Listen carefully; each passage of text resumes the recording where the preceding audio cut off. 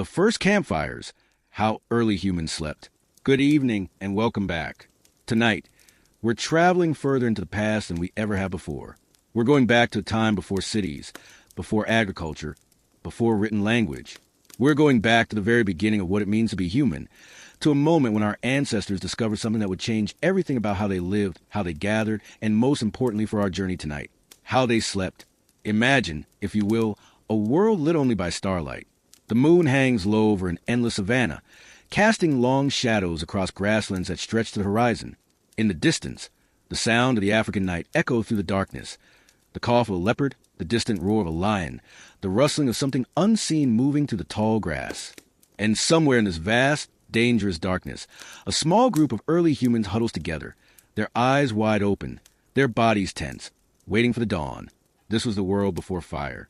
This was the world where sleep was not the peaceful refuge we know today, but a dangerous necessity, a vulnerable state that had to be entered with caution and exited at the slightest sound. As always, I'd love to know where in the world you're listening from and what time it is for you, whether you're settling into bed after a long day, winding down with a warm drink, or simply curious about how our ancient ancestors found rest in a world so different from our own. I'm glad you're here. Tonight, we'll explore one of the most profound transformations in human history. Not the invention of the wheel, not the development of language, but something far more fundamental. We'll discover how the mastery of fire gave our ancestors something they had never known before, the gift of true rest, the ability to surrender to sleep without fear, and the chance to dream beneath a sky full of stars. Now, let's begin our journey back to the first campfires, and to the night when humans finally learned life in the darkness. To understand the revolution that fire brought to human sleep, we must first step into the world that existed before it. We must imagine what it was like to be human in a time when night meant danger, when darkness was not just the absence of light, but the presence of death. Our story begins approximately 2 million years ago, in the Rift Valley of East Africa. This is where the genus Homo first emerged, where our earliest ancestors began to walk upright across the savanna, where the long journey toward modern humanity took its first steps. These early humans, Homo habilis, Homo erectus, were not yet the dominant species on the planet. They were prey as much as they were predators, occupying precarious middle position in the food chain that required constant vigilance. The African savanna at this time was a landscape of breathtaking beauty and brutal honesty. During the day, the golden grasslands shimmered in the heat, dotted with acacia trees that provided sparse shade. Herds of antelope graze in the distance, and early humans move among them, gathering fruits, digging for tubers, and occasionally scavenging meat from the kills of larger predators. But when the sun began its descent toward the horizon, everything changed. The coming of night transformed the savanna into a hunting ground for the great predators. Lions emerged from their daytime rest to begin their nocturnal hunt. Leopards descended from the trees where they had spent the hot afternoon. Hyenas, with their powerful jaws capable of crushing bone, began their eerie whooping calls that echoed across the plains. For early humans, who lacked the sharp claws, the powerful jaws, or the swift legs of these predators, nighttime was the most dangerous period of the day. Sleep, that essential biological function that consumes roughly a third of our lives, presented an almost impossible dilemma for our ancestors. The human body requires sleep to function. Our brains needed to consolidate memories, our muscles needed to repair themselves, our immune systems needed to maintain health. Yet sleep also renders us vulnerable, unaware, and unable to respond quickly to threats. For early humans living on the African savanna, this vulnerability could be fatal. So how did they manage it? How did our ancestors sleep before they had the protection of fire? The answer lies in understanding that early human sleep was fundamentally different from the sleep we experience today. It was not the long, deep, uninterrupted rest that we consider normal. Instead, it was fragmented, light, and communal, a pattern of sleep that prioritized survival over restoration. Many early humans sought refuge in trees. The acacia trees scattered across the savanna, despite their thorns, provided a relatively safe sleeping platform above the ground, out of reach of most large predators. Archaeological evidence and studies of modern primates suggest that tree sleeping was common among our early ancestors. They would climb into branches as dusk approached, wedging themselves into forks where multiple branches met, creating a natural cradle that would prevent them from falling during the night. But sleeping in trees came with its own challenges. The branches were hard and uncomfortable. The threat of falling was ever present, especially during deeper stages of sleep, when muscle control relaxes And while trees provided protection from ground-dwelling predators, they offered no safety from leopards, who are expert climbers and nocturnal hunters, particularly adapted to hunting primates in trees. For those who could not find suitable trees, or for populations that had migrated to areas where trees were scarce, caves and rock shelters became preferred sleeping sites. Caves offer protection from the elements and from predators, their narrow entrances serving as natural defense points. However, good caves were rare and highly contested. Early humans had to compete with other species, including large predators like cave bears and saber-toothed cats, for these valuable shelters. The evidence of this competition is written in stone. In caves throughout Africa and later in Europe and Asia, archaeologists have found the remains of early humans alongside the bones of large carnivores. Sometimes, these bones show signs of predation, early humans who were killed and eaten while they slept. Other times, the human bones show signs of successful defense, with animal bones bearing marks of human tools, suggesting that our ancestors fought back against the creatures that shared their sleeping spaces. For those who had neither trees nor caves, the open grassland itself became a bedroom, the most dangerous option of all. These groups would sleep in tight clusters, often in slight depressions in the ground or against large rocks that provided some protection from the wind and from attack. They would post sentries, with individuals taking turns staying awake to watch for approaching danger. But even with these precautions, sleep was never truly restful. Research on modern hunter-gatherer populations, particularly those who live in conditions similar to our ancient ancestors, has revealed fascinating patterns about how humans sleep in the absence of modern security. The Hadza people of Tanzania and the San people of the Kalahari Desert, both of whom maintain traditional lifestyles, display sleep patterns that likely mirror those of our ancient ancestors. These modern hunter-gatherers sleep in what researchers call polyphasic patterns, multiple periods of sleep throughout a 24-hour cycle, rather than one long continuous period. Their sleep is also remarkably flexible, with different members of the group sleeping and waking at different times throughout the night, ensuring that someone is always alert. Studies have shown that in a group of 30 or so individuals, the probability of everyone being simultaneously asleep is virtually zero. This staggered sleep pattern, likely practiced by our ancient ancestors, was a survival mechanism. It meant that predators approaching a sleeping group would almost certainly be detected before they could attack. It also meant that individual sleep was frequently interrupted. A person might sleep for an hour or two, then wake briefly at a noise, assess the situation, and return to sleep only to be awakened again a short time later. The quality of this sleep was necessarily shallow. Deep sleep, particularly REM sleep, during which we dream most vividly and during which our bodies become temporarily paralyzed, was dangerous. Early humans needed to remain in lighter stages of sleep, where they could be quickly roused by any unusual sound or movement. This meant that they rarely experienced the restorative benefits of deep sleep, existing instead in a state of semi-rest that allowed them to meet their most basic biological needs, while minimizing vulnerability. The physical accommodations for sleep were minimal. There were no mattresses, no pillows, no blankets. Early humans slept on the ground, perhaps on a bed of grass or leaves if they were fortunate, perhaps directly on the hard earth if they were not. In colder climates, they would huddle together for warmth, their bodies pressed close, sharing heat in the cool night air. The temperature itself was a constant challenge. Without fire, early humans had no way to regulate their environment. On cold nights, they simply had to endure, their bodies burning precious calories to maintain core temperature. On hot nights, sleep was restless and uncomfortable, interrupted by insects and the oppressive heat.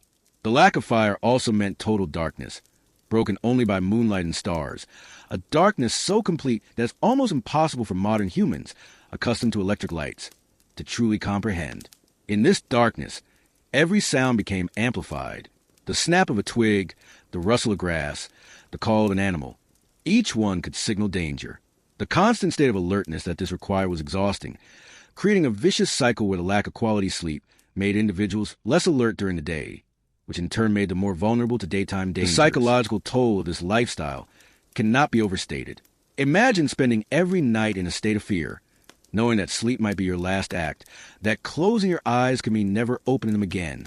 The anxiety and stress this generated would have been immense, flooding the body with cortisol and adrenaline, hormones that interfere with deep sleep and keep the body in a state of heightened readiness. Yet somehow, our ancestors survived. They adapted to this hostile environment, developing strategies and behaviors that allowed them to meet their sleep needs while minimizing risk.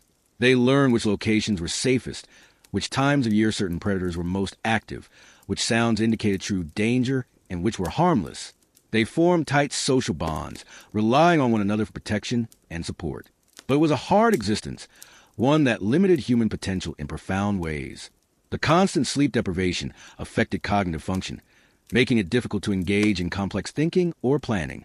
The need to remain in groups for safety limited mobility and exploration. The fear of night kept humans from fully utilizing the 24-hour cycle, confining much of their activity to daylight hours. This was a world before fire, a world of shallow sleep and constant vigilance, where night was an enemy to be endured rather than a time of rest. It was a world where humans existed, but barely, where survival consumed all energy and left little room for the development of culture, art, or complex thought. But change was coming. Somewhere in this vast African landscape, perhaps in a cave where lightning had struck, perhaps in a grassland where a wildfire had burned itself out, leaving glowing embers behind, an early human was about to make a discovery that would transform everything. They were about to encounter fire, and nothing would ever be the same again. The discovery of fire. The story of how humans first encountered fire is lost in the depths of prehistory, but we can reconstruct it through archaeology, through the study of modern fire behavior, and through the careful analysis of ancient sites where the first evidence of human-controlled fire appears. Fire itself is far older than humanity. It has existed on Earth for as long as there has been plant life to burn and oxygen to fuel combustion. Hundreds of millions of years. Lightning strikes have been igniting fires since the Carboniferous period, and volcanic activity has created flames since the planet's molten birth. Early humans would have encountered natural fires regularly, witnessing the awesome and terrifying power of flames as they swept across the savanna during the dry season. The question is not when humans first saw fire, but when they first understood it, first approached it, and first learned to keep it alive. The earliest definitive evidence of human control of fire comes from sites in East Africa dating to approximately 1 million years ago, though some researchers argue that fire use may have begun even earlier, perhaps as far back as 1.5 million years ago. The evidence comes in several forms. Layers of ash in ancient hearths, burned animal bones bearing the distinctive patterns of deliberate roasting, and heat-altered stones that show signs of repeated use in cooking. But the archaeological record tells us about successful fire use. It doesn't tell us about the long process of learning that preceded it, the countless experiments, the failures, the gradual accumulation of knowledge about this strange and dangerous element. Let us imagine, based on what we know, how this learning might have unfolded. It likely began with observation. Early humans, watching a natural fire burn, would have noticed certain things. They would have seen that fire was attracted to dry vegetation, that it moved quickly through grass, but slowly through green plants. They would have noticed that fire created warmth, that it produced light, that it transformed the landscape. They would have seen animals fleeing before the flames, and they may have noticed that after a fire passed, the ground was sometimes littered with the roasted bodies of animals that had been too slow to escape. Easy meat, already cooked. This last observation was crucial. The first benefit that humans likely derived from fire was not the ability to create it, but the ability to use fires created by nature. When a lightning strike ignited a patch of grassland, early humans learned to follow the flames at a safe distance, scavenging the roasted animals left behind. This would have been their first taste of cooked meat, and would have revealed something important. Cooked meat was easier to chew, easier to digest, and tasted better than raw meat. But natural fires were unpredictable and dangerous. They came and went according to nature's whims, and they could not be controlled. The next step in the human relationship with fire was learning to keep it alive, to take fire from a natural source and maintain it. This was no simple task. Fire is a hungry creature that consumes fuel constantly. To keep a fire burning requires a steady supply of dry wood or other combustible material. It requires protection from rain and wind. It requires constant attention. The first humans who attempted to maintain fire would have learned these lessons through trial and error, watching helplessly as their carefully tended flames sputtered and died, plunging them back into darkness. But gradually, through countless failures, they learned. They discovered that certain types would burn longer and hotter than others. They learned that fire could be banked at night, covered with ash and damp leaves to slow its burning, then revive in the morning by blowing on the embers and adding fresh fuel. They learned to carry fire with them, transporting embers in containers made of bark or shell, wrapped in leaves to protect them from the wind. The ability to maintain fire represented a revolution in human life, but it was still dependent on finding fire in nature first. The final step, the ability to create fire at will, would take hundreds of thousands of years more to achieve. The creation of fire requires three things: heat, fuel, and oxygen. Early humans already understood fuel and oxygen, but generating enough heat to ignite dry tinder was the crucial challenge. The eventual solutions came in two forms: percussion and friction. Percussion firemaking involves striking two rocks together with enough force to create sparks. When certain types of stone, particularly flint or other silica-rich rocks, are struck against iron pyrite or marcasite, they produce sparks hot enough to ignite very fine, very dry tinder such as char cloth, dried fungi, or finely shredded bark. This method requires specific types of stone that are not available in all locations, and it requires considerable skill and practice. Friction firemaking, which is likely older and more universal, involves rubbing two pieces of wood together with enough speed and pressure to generate heat through friction. The most basic form is a hand drill method, where a stick is rotated rapidly between the palms while its pointed end grinds into a notch in a flat piece of wood. The friction generates with dust that is heated to the point of ignition. More advanced methods include the bow drill, where a bow is used to rotate the drill more efficiently, and a fire plow, where a hardwood stick is rubbed back and forth in a groove carved into a softer wood. All of these methods are extremely difficult and require perfect conditions. The wood must be completely dry. The technique must be precise. The physical effort required is immense. It can take 30 minutes or more continuous, rapid drilling to generate enough heat for ignition. For early humans, who likely stumbled upon these techniques accidentally, the discovery that certain actions with certain materials could produce fire must have seemed like magic. The archaeological evidence suggests that intentional fire creation, as opposed to fire maintenance, is a relatively recent innovation in human history, probably developing only in the last 100,000 years or so.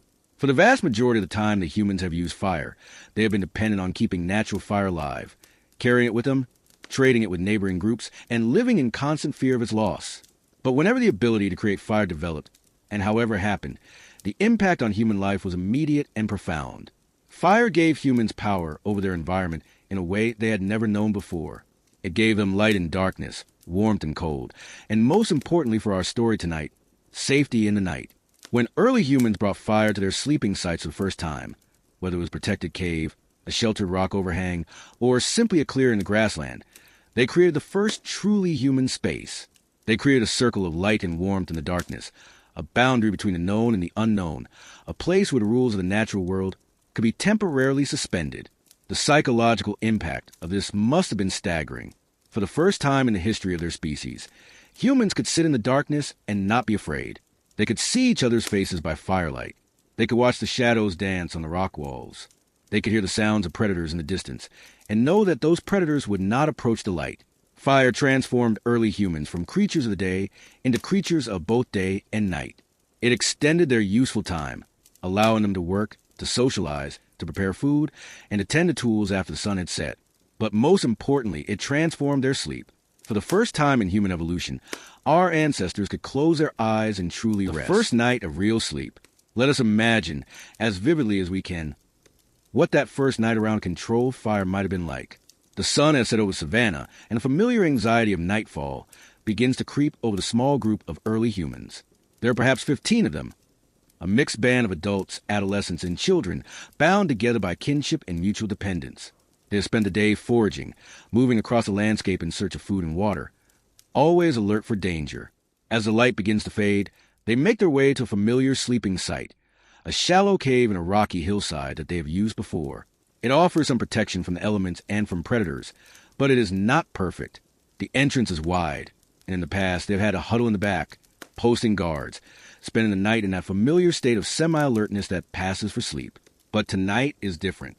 Tonight, one of the group carries something precious, a glowing ember wrapped in leaves, transported from a lightning strike fire they discovered earlier in the day.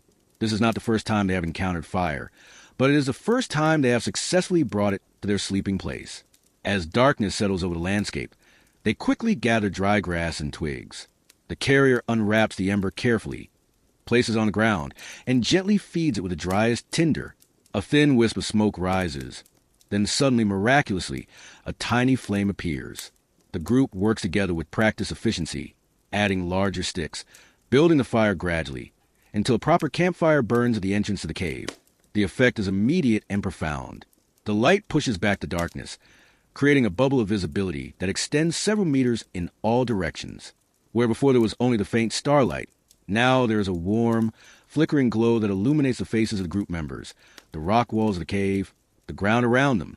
For the first time, the night is not an impenetrable black void, but a space they can see and understand. The warmth is equally transformative. The night air in the savannah can be surprisingly cool, especially in the dry season, and without fur or modern clothing, early humans were vulnerable to the cold. But now, heat radiates from the fire, warming their bare skin, driving away the chill. They can position themselves around the flames, turn to warm first one side, then the other, soaking in the comfort of the heat. But it is the psychological effect that is most profound. As the fire burns, the group begins to relax in a way they never have before at night. The constant tension that usually accompanies darkness begins to ease. They know, from their observations of natural fires, that large predators are afraid of flames. Lions, leopards, hyenas, all of them avoid fire. The campfire creates an invisible barrier, a protective circle that the predators will not cross. As the initial excitement of having fire in their sleeping place begins to fade, something new happens. The group settles down for the night, but instead of immediately attempting to sleep, they linger by the fire. Some work on tools, shaping stone, or wood with more precision than is possible in daylight without full concentration. Others prepare food, roasting tubers in the ashes, cooking meat on sticks held over the flames. Children play in the firelight, their shadows enormous on the cave wall, while adults watch with relaxed attention rather than the constant vigilance that usually marks their evening hours. There is time now, time to do things that are not directly related to survival, time to exist as something more than just fearful animals waiting for dawn. Gradually, as the fire burns down to glowing coals, the group prepares for sleep, but the preparation is different from any night before. Instead of clustering together in defensive positions, they spread out more naturally. Some lie on their sides, others on their backs. They have gathered soft grass and leaves to lie on, creating the first crude bedding, a luxury they could not afford when every minute of twilight had to be spent reaching safety before full darkness fell. The fire continues to burn, fed occasionally by a half-awake group member who adds a log to keep the flames alive. The light and warmth create a cocoon of safety around the sleeping humans. The shadows dance on the cave walls, creating a gentle, hypnotic movement.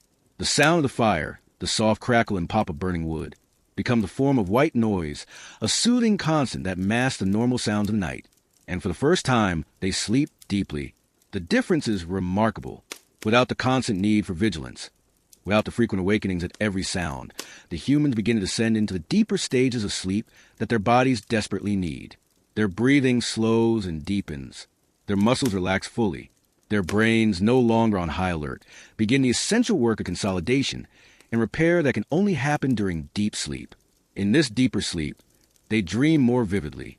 REM sleep, that mysterious state where the brain is active but the body is still, becomes more frequent and more prolonged.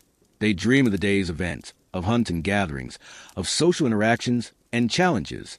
Their brains process information, form memories, solve problems in ways that are impossible during waking hours. When they wake briefly in the night, a habit too ingrained to break immediately, they see the glowing coals of the fire and immediately relax again, reassured by its presence. They might add another log, might adjust their position to be closer to warmth, then drift back to sleep without the spike of adrenaline that would normally accompany a nighttime waking. In the morning, they wake feeling different. They are more rested than they can remember being.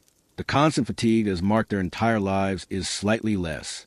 Their minds are clearer, their bodies more recovered from the previous day's exertions.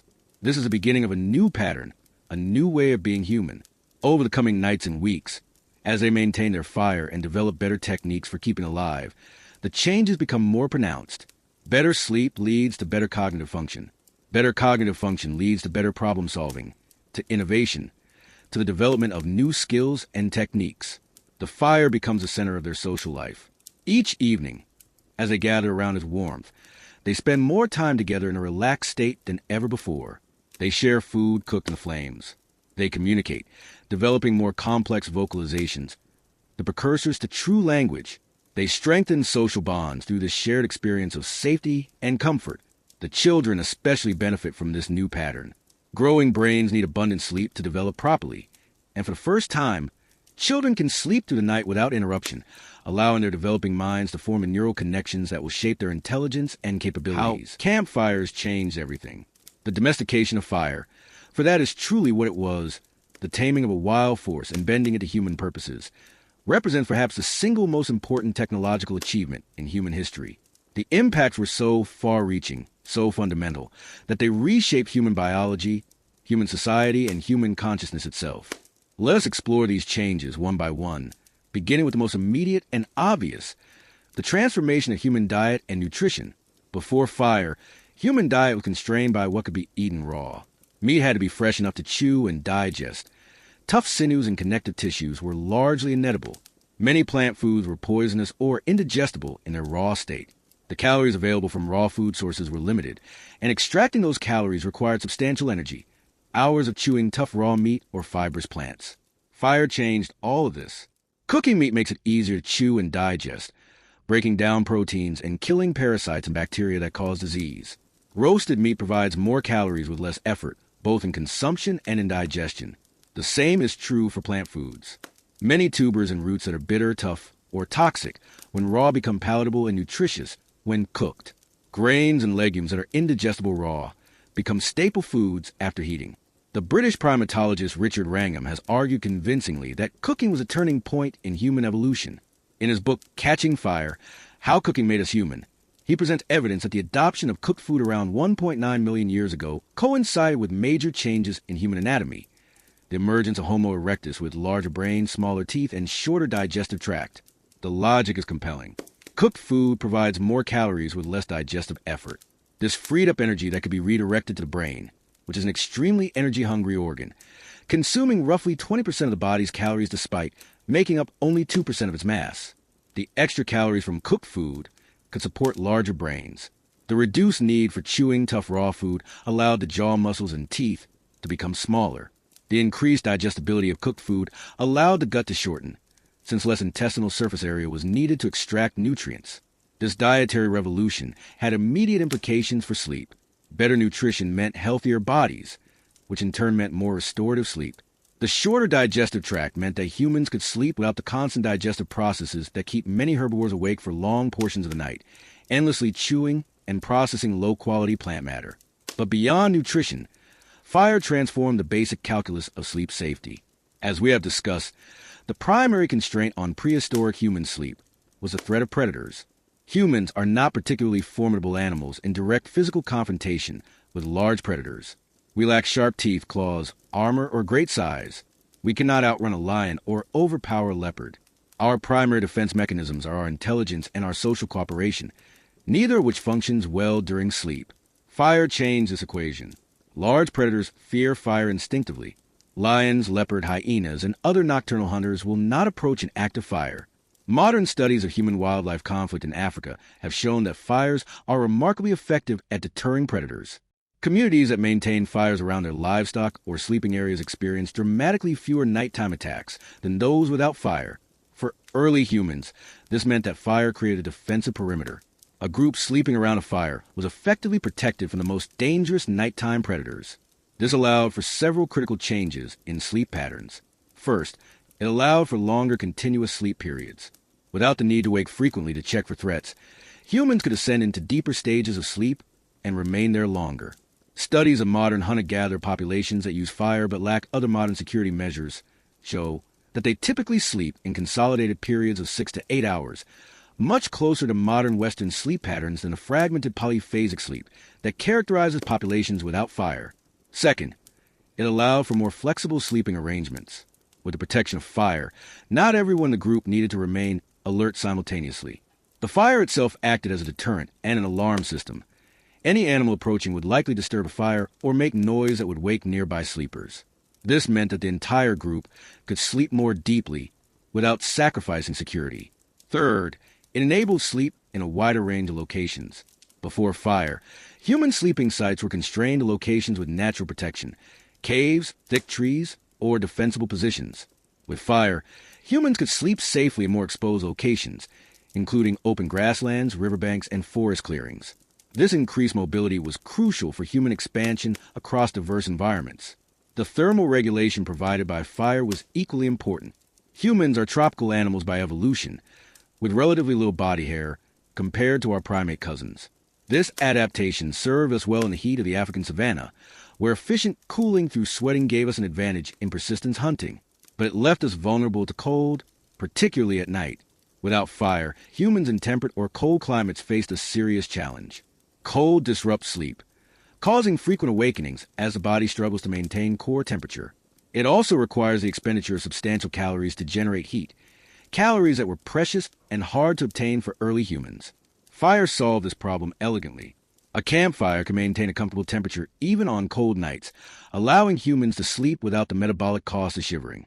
This thermal regulation was crucial in enabling human migration out of Africa into colder climates. The spread of Homo erectus across Eurasia, reaching as far as northern China and Europe, was likely dependent on controlled use of fire.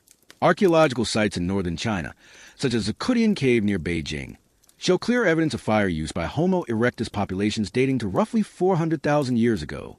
These humans were living in a climate with harsh winters, temperatures that would have been lethal without fire. The presence of thick ash layers and burned animal bones in the cave indicates regular, long-term use of fire for both warmth and cooking. But perhaps the most profound impact of fire on human sleep was psychological rather than physical. The presence of fire transformed the experience of night from a time of fear and vulnerability to a time of relative safety and even comfort. This psychological shift cannot be overstated. Chronic stress and fear have devastating effects on sleep quality and overall health. When we are afraid, our bodies produce stress hormones, cortisol and adrenaline, that keep us alert and ready to respond to threats. These hormones inhibit deep sleep and prevent the body from fully relaxing. Over time, chronic sleep deprivation caused by stress leads to cognitive impairment, weakened immune function, and reduced life expectancy. For early humans living without fire, every night was a time of elevated stress. The body's alarm systems were constantly engaged, scanning for threats, ready to wake at the slightest disturbance. This chronic nighttime stress would have had cascading effects on health and cognitive function. Fire broke this cycle. The presence of flames created a sense of security that allowed the body's stress response to diminish. Heart rates could slow, blood pressure could drop, stress hormone production could decrease. This physical relaxation was a foundation for truly restorative Modern sleep research has shown that the subjective feeling of safety is crucial for sleep quality. People who feel unsafe in their sleeping environment, whether due to physical threats, social stressors, or environmental factors, consistently show poorer sleep quality, even when objective measures suggest they are sleeping for adequate durations. The fire-lit sleeping circle of early humans created that crucial sense of safety, probably for the first time in human evolutionary history. There is also evidence that fire itself, the flickering light and the gentle heat, may have direct physiological effects that promote sleep. The warm glow of firelight falls primarily in the red-orange end of the visible spectrum, wavelengths that do not suppress melatonin production the way blue wavelengths do. Melatonin is a hormone that regulates our circadian rhythms and promotes sleepiness. Modern research has shown that exposure to blue-rich artificial light in the evening suppresses melatonin and delays sleep onset, while red-shifted light does not. The gentle, warm light of a campfire in the evening would thus have been more compatible with natural sleep onset than the bright, white light of modern electric lighting. Early humans watching the fire in the evening as it burned down to embers would have experienced a gradual darkening that synchronized with their natural melatonin increase, facilitating transition to sleep. The warmth of the fire may also have promoted sleep through thermoregulation. Human sleep is closely tied to body temperature. We fall asleep most easily when our core body temperature is dropping, and we tend to wake when our temperature rises in the morning. Sitting near a fire in the evening warms the body, but as one moves away to sleep, the body begins to cool down.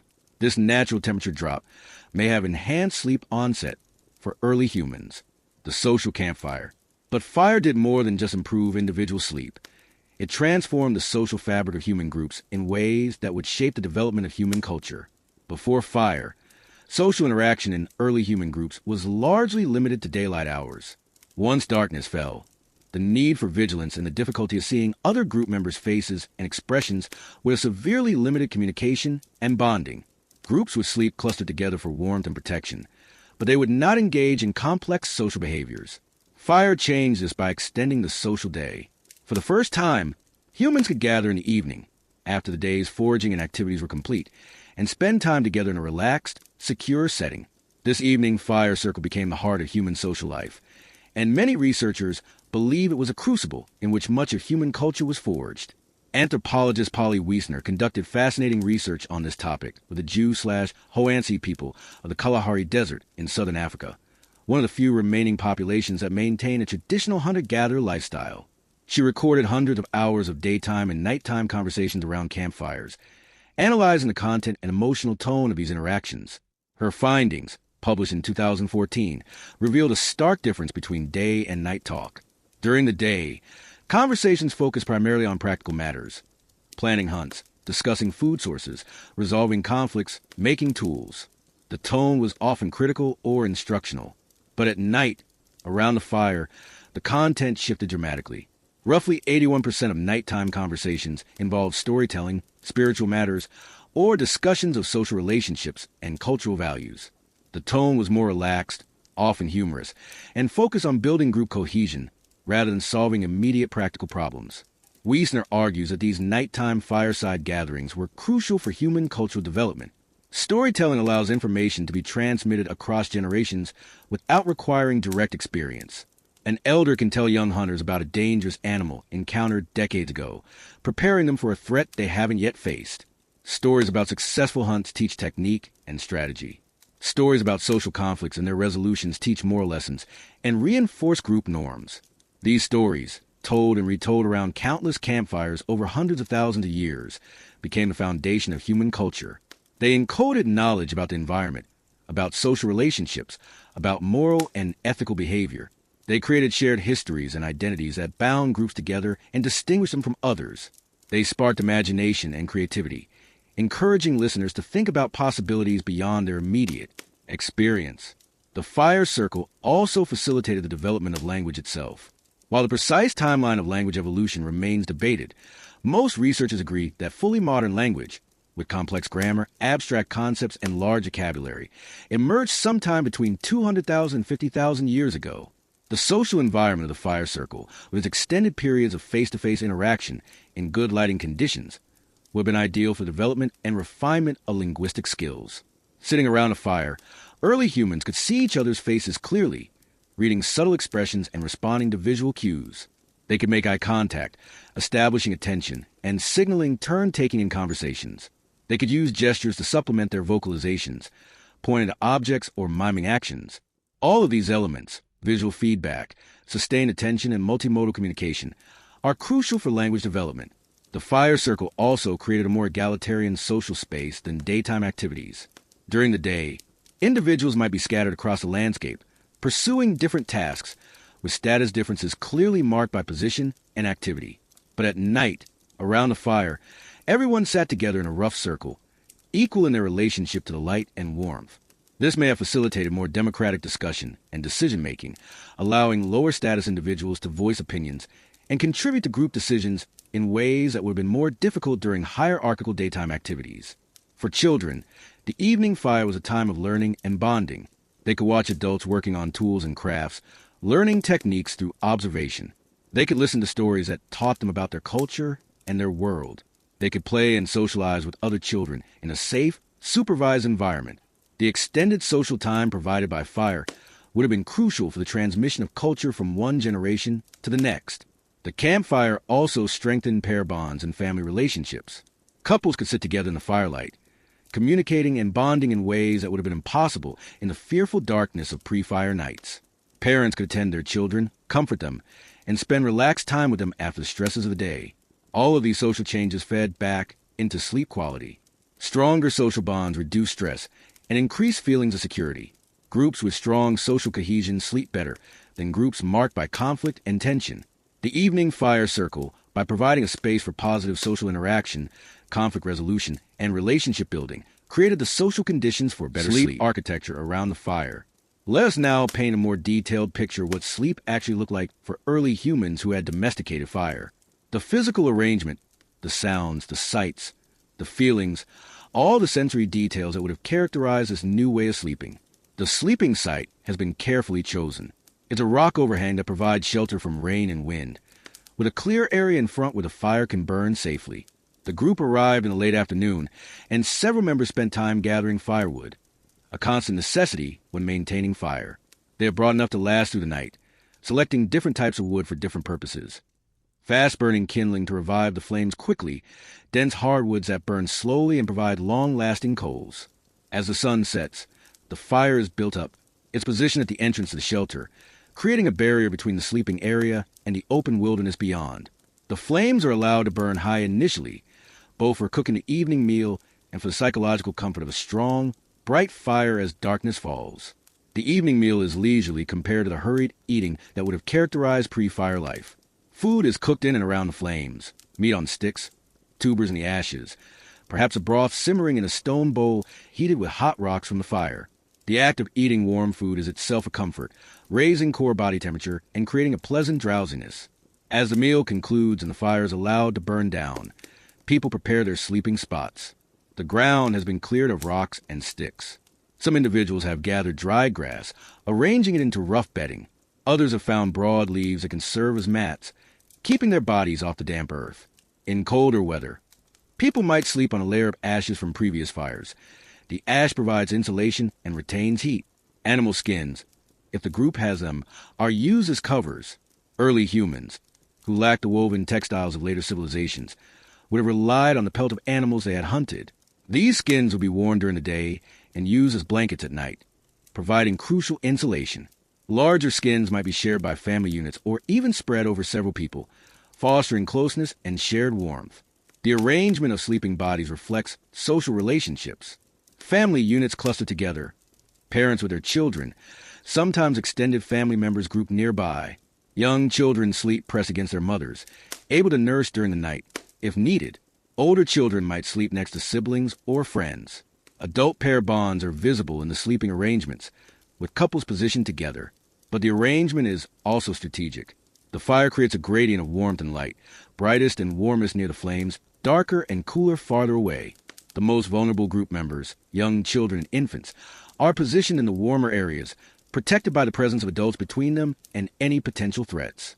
The strongest adults, particularly adult males, might position themselves at the perimeter, first line of defense if anything threatening approaches despite the fire. As people settle in for sleep, the last active person tend to fire. This is a crucial role, often rotated among group members. The fire tender banks the fire for the night, building it up into a concentrated pile of coals, then covering it partially with ash. This slows the burning, allowing the fire to last longer without adding fuel. Throughout the night, someone will wake periodically to check the fire, adding a log if needed to keep it alive until morning. The fire, even banked, continues to provide light. The glow of the coals casts a dim red light over the sleeping area, enough to see shapes and movement, enough to maintain spatial orientation. This is important. It means that someone waking the night doesn't experience the complete disorientation of waking in total darkness. They can see where they are, see the other sleeping members of the group, see the reassuring glow of the fire. The sounds of the fire become part of the sleeping soundscape. The crackle and pop of burning wood, the occasional hiss of moisture, the soft settling sounds as logs burn through and collapse into embers. These sounds are constant but gentle, a form of white noise that masks other sounds and creates an acoustic cocoon around the sleeping group. Beyond the fire circle, the sounds of the night continue. The chirping of insects, the calls of nocturnal birds, the distant roar of a lion or the laugh of a hyena. But these sounds, which were once a triggered immediate alarm, are now processed differently by the sleeping brains of the humans. The fire creates a sense of separation, of safety. The sounds are noted but don't trigger full awakening unless they grow dramatically closer. The smell of the fire is ever present. Wood smoke has a distinctive aroma that varies depending on what type of wood is burning. Mixed with it might be the smell of roasted meat from the evening meal, the earthy smell of ash, the green smell of fresh leaves used for bedding. These smells become associated with safety and rest, triggering relaxation responses. The temperature around the fire fluctuates through the night. As the fire burns down, the air gradually cools. Sleepers unconsciously adjust their positions, those who are too warm moving slightly away from the coals, those who are cold shifting closer or huddling tighter with companions. In the hours before dawn, when the fire is at its lowest and night air is coldest, people sleep most deeply, their bodies conserving heat through huddling and through the metabolic changes that occur during deep sleep. And throughout the night, the sleep itself is different from what came before. It's deeper, with longer periods spent in REM sleep and slow-wave sleep. Individuals might sleep for 4 or 5 hours continuously, an unprecedented stretch, before waking briefly to check their surroundings, adjust their position, or add wood to the fire. Dreams are more vivid and more memorable. The improved sleep quality means more REM sleep, the stage during which most dreaming occurs. These dreams might be processed into day's experiences, running through scenarios for future hunts, or creating strange amalgamations of memory and imagination. In the morning, individuals might remember their dreams and share them with others, perhaps finding in them messages or warnings from the spirit world. When dawn approaches, the group begins to wake naturally. The fire has burned down embers through the night, but now someone revives it, adding kindling and blowing on the coals until flames spring up. The morning fire serves multiple purposes. It provides warmth as people emerge from sleep, it provides light to see by in the dim pre-dawn, and it can be used to prepare a morning meal. The waking is gradual and peaceful, utterly unlike the fearful sudden alertness that would have characterized pre-fire mornings. People stretch, yawn, move stiff limbs warmed by the fire. Children wake slowly, still sleepy, cradled in the safety of their family units. The night has passed without incident, protected by the flames. This is the new pattern of human sleep. Fire protected, socially supported, long enough and deep enough to provide true restoration. And it is this pattern that would shape human biology and human consciousness for the next million years. The ripple effects on human evolution. The improved sleep quality that fire provided didn't just make life more comfortable for early humans. It triggered cascading evolutionary changes that shaped the species we would become. Better sleep supports better brain function. During sleep, particularly during deep, slow-wave sleep, the brain performs essential maintenance. Metabolic waste products that accumulate during waking hours are flushed out by the glymphatic system, a cleaning mechanism that is most active during sleep. Memories are consolidated, with important information strengthened and irrelevant details discarded. Neural connections are pruned and refined, improving the efficiency of neural networks. When early humans began sleeping more deeply and for longer periods, their brains had more time and opportunity to perform these essential functions. The result was improved cognitive performance, better memory, faster learning, enhanced problem-solving abilities, and greater creativity. This cognitive enhancement fed into a positive feedback loop. Smarter humans were better at maintaining fire, at improving their shelters, at developing new technologies. These improvements led to even better sleep, which led to even better cognitive function. Over generations, this feedback loop drove the expansion of brain size that characterizes human evolution from Homo erectus onwards. The human brain tripled in size over the past 2 million years, from roughly 600 cubic centimeters in early Homo species to roughly 1,400 cubic centimeters in modern Homo sapiens. This dramatic expansion required tremendous energy resources. The brain is metabolically expensive tissue. It also required developmental changes, since a bigger brain means a bigger head, which complicates childbirth. The cooking of food, enabled by fire, provided the extra calories needed to support larger brains. But fire also enabled the deeper sleep needed for those large brains to develop and function properly. A big brain running on poor sleep is worse than a small brain running on good sleep. The combination of cooked food and fire-protected sleep created the conditions for human cognitive evolution. There is also evidence that fire may have influenced human physical evolution in more direct ways. The Dutch primatologist Herman Pontzer has proposed that the use of fire in cooking reduced the digestive burden on early humans, allowing them to develop smaller teeth, smaller jaws, and shorter digestive tracts. These changes, visible in the fossil record with the emergence of Homo erectus, made humans physically more similar to modern humans, and less similar to earlier, more ape-like ancestors. The smaller jaws and teeth of fire-using humans would also have affected facial structure and vocal tract anatomy. Some researchers have suggested that these changes, by altering the shape and position of the throat and mouth, may have facilitated the development of more complex vocalizations and eventually the emergence of spoken language. Fire also changed human social organization in ways that had evolutionary consequences. The extended evening social time around the fire strengthened pair bonds and family units. This may have influenced reproductive strategies, favoring monogamous or semi-monogamous pair bonding over more polygynous mating systems common in other primates. Stronger pair bonds and family units meant more paternal investment in offspring. Human children require an extraordinarily long period of care and teaching before they become independent, much longer than other primate young. This extended childhood is necessary because human children have so much to learn, but it also requires tremendous resources from parents. The social structure of the fire circle, with its emphasis on family units and cooperative care, made it possible for human groups to support their exceptionally dependent young. The fire circle also may have driven the evolution of human social cognition. Humans are extraordinarily skilled at reading social cues, at understanding others' intentions, at cooperating in complex ways. These skills are crucial for thriving in human social groups, which are larger and more complex than those of other primates. The evening gathering around the fire, with its storytelling, its discussions, and its emphasis on group cohesion, would have created strong selection pressure for social intelligence. Individuals who could read others' emotions, who could tell compelling stories, who could navigate social conflicts skillfully, would have been more successful in these groups. Over time, the selection pressure would have enhanced human social cognition. Fire even influenced human reproductive timing. Unlike most other primates, humans don't have a breeding season. We can conceive at any time of year. Some researchers have suggested that this year-round reproduction was enabled by fire, which allowed humans to maintain resources and comfortable living conditions even in seasons that would otherwise have been challenging. The protection and warmth provided by fire also reduced infant mortality.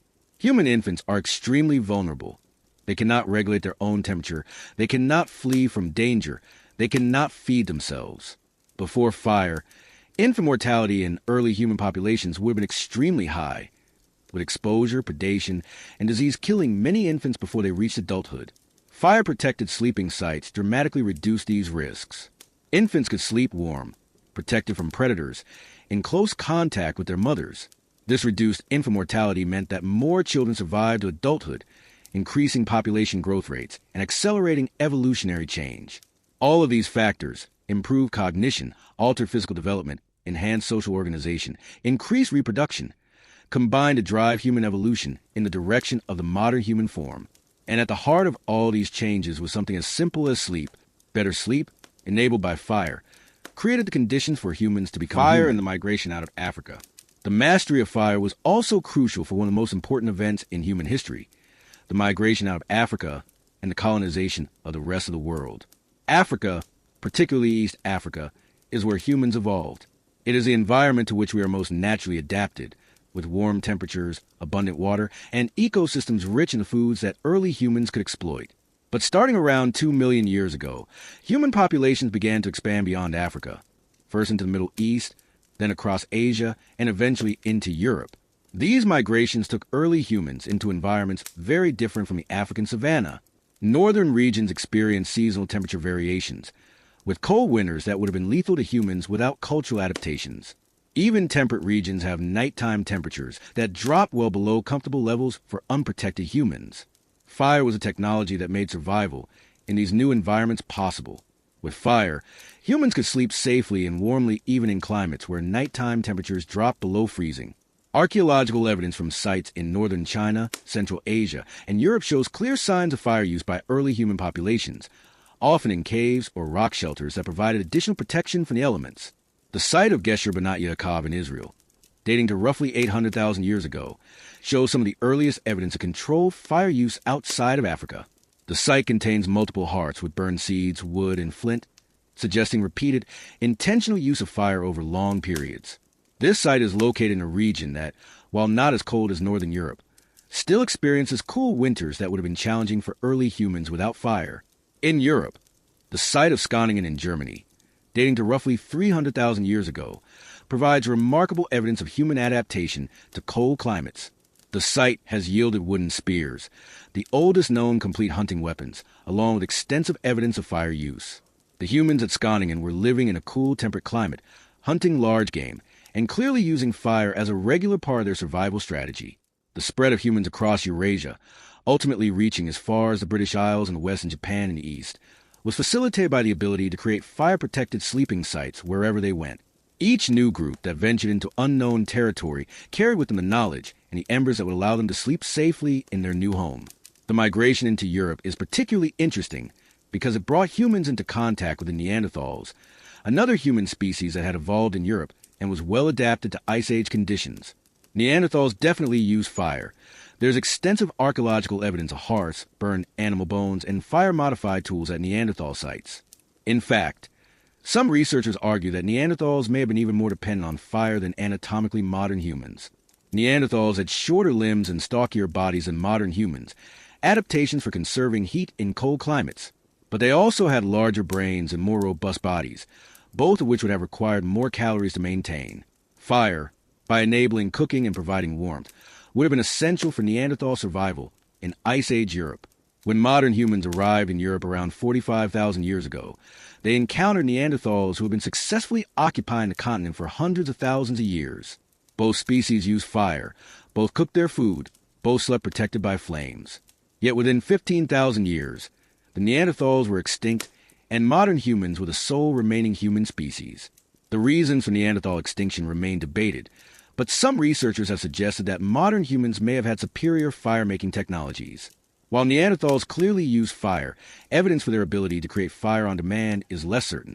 If Neanderthals were dependent on finding natural fire sources or trading fire with other groups, they would have been vulnerable to having their fire go out, particularly during wet or cold periods when keeping fire alive is most difficult.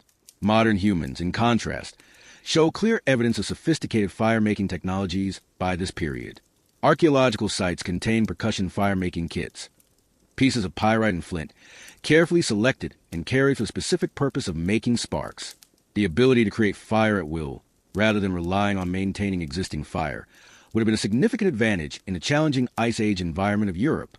Regardless of the specific role fire played in the competition between modern humans and Neanderthals, it's clear that by the time modern humans had spread across the world, fire was an integral part of human survival strategy everywhere humans went.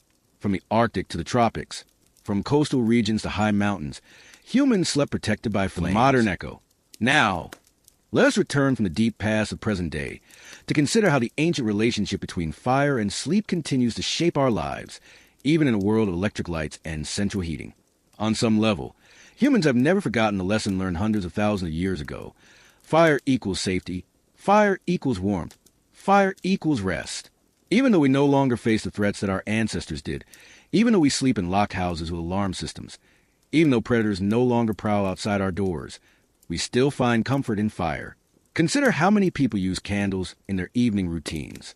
The soft, flickering light of a candle creates an atmosphere of relaxation and tranquility that harsh electric light cannot match. People light candles before bed, place them around bathtubs, use them during meditation or quiet reading time. This isn't just about light. It's about the specific quality of light that fire provides and the deep psychological associations that fire carries. Fireplaces remain highly valued features in homes, even in an age when they're no longer necessary for heating. People pay extra for homes with fireplaces, use them regularly when they have them, and report feelings of comfort and well-being when sitting near a fire. The real estate industry has recognized this, and fireplaces, even non-functional decorative ones, add significant value to properties. In recent years, there's been an explosion of interest in videos and audio recordings of campfires and fireplaces. YouTube hosts thousands of multi-hour videos showing nothing but a burning fire, often with ambient sound. These videos have accumulated hundreds of millions of views. People play them while falling asleep, while working, while trying to relax. The hunger for the sight and sound of fire in our modern, fireless lives is evident. Sleep sound machines and apps frequently include fire sounds. Crackling campfires, burning logs, gentle fireplace sounds, among their most popular offerings. People who have never slept outdoors, who may have rarely experienced a real fire, still find these sounds soothing and sleep-inducing. Camping remains enormously popular, despite the discomforts involved. Sleeping on the ground, dealing with insects, lacking modern conveniences. A central part of the camping experience is the campfire. Campers gather around fires in the evening, just as their ancestors did hundreds of thousands of years ago, talking, sharing food, staring into the flames. Many campers report sleeping better outdoors than they do in their regular beds, despite the less comfortable conditions. There's also been a resurgence of interest in primitive skills and bushcraft, including traditional fire-making techniques. Classes on bow drill fire-making and flint and steel techniques draw enthusiastic participants who want to connect with this ancient human skill. The satisfaction people report from successfully creating fire with these methods suggests a deep psychological reward that goes beyond the practical utility of the skill. Modern sleep researchers have also become interested in the relationship between light and sleep. The recognition that blue light from screens suppresses melatonin production and interferes with sleep has led to widespread recommendations to limit screen time before bed. Some researchers and sleep experts now specifically recommend amber hours in the evening, time spent in warm, dim lighting similar to firelight, to facilitate natural melatonin production and ease the transition to sleep. Special light bulbs that emit only red and amber wavelengths, marketed specifically for evening use, have become increasingly popular. These bulbs attempt to recreate the color spectrum of firelight, providing enough light to see by without the sleep-disrupting effects of blue wavelength light. The fact that these products are marketed as circadian-friendly lighting reveals an implicit recognition that human biology is adapted to firelight rather than to the full-spectrum white light of modern LEDs. There's also growing interest in ancestral sleep practices. Some researchers and health advocates argue that modern sleep problems, insomnia, sleep apnea, insufficient sleep, are partly the result of a mismatch between our evolved sleep biology and our modern sleep environment. They recommend practices that more closely mirror ancestral conditions, sleeping in cooler rooms, using minimal light, maintaining regular sleep-wake schedules tied to natural light-dark cycles, and spending evening time in dim, warm lighting. Even the modern practice of reading before bed, often recommended as a healthy sleep habit, echoes the ancient practice of storytelling around the fire. The content may have changed, from oral tales of hunts and ancestors to novels and nonfiction, but the basic pattern remains. We relax in the evening, engaging with narrative, allowing our minds to slow down before sleep. The psychological comfort we derive from feeling safe and secure in our sleeping environment also reflects this ancient heritage. People invest heavily in home security systems, sturdy locks, and safe neighborhoods, not because attacks during sleep are common in modern society, but because a feeling of vulnerability during sleep is deeply embedded in human psychology. The anxiety about sleeping in unfamiliar places, the difficulty falling asleep in hotels or new homes, the way children fear the dark, all of these reflect the ancient association between sleep and vulnerability that fire first helped to overcome. The modern echo.